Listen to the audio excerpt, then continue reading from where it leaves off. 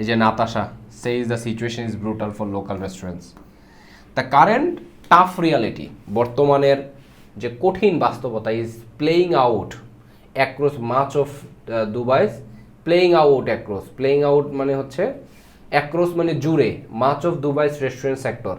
Dubai restaurant sector বেশিরভাগটা জুড়ে এই রিয়ালিটিটা টাফ রিয়ালিটিটা প্লেইং আউট করতেছে। প্লে আউট মানে খেলা করতেছে, এখানে খেলা মানে বুঝাইতেছে সাফার করাইতেছে।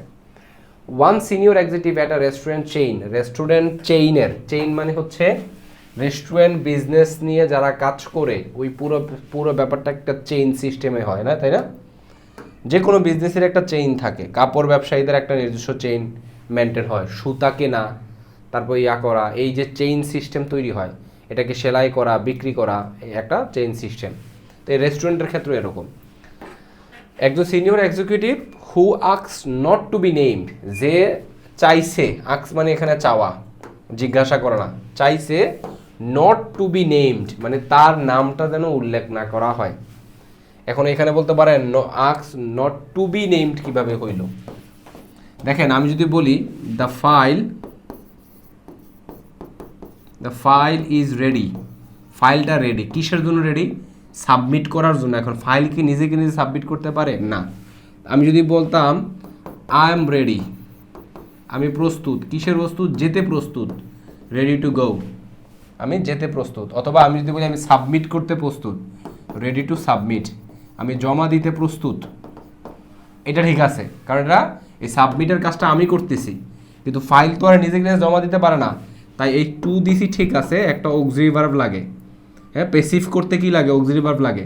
তো অক্সিলারি ভার্ব হচ্ছে কি? যেমন আমি যদি বলি ফাইল উইল বি সাবমিটেড, অথবা file is submitted, file was submitted, এরকম হয় না? ওই অক্সিলারি ভার্বটাকে এখানে বি দ্বারা, তাহলে এখানে হবে সাবমিটেড। তো এখানে টু বি নেমড কেন হইল? তার নাম তো সে নিজে নিবে না, অন্যজন নিবে, এই কারণে হয়েছে। আচ্ছা, তাহলে সে বলছে কি? সেইট ফুটফল অ্যাট ইস, বলছে সে ফুটফল মানে হচ্ছে, ফুট মানে কি? পায়ের পাতা, ফল মানে পড়ছে, পায়ের পাতা পড়ছে, মানে হচ্ছে দর্শনার্থীর সংখ্যাকে বোঝাইছে এটা দ্বারা।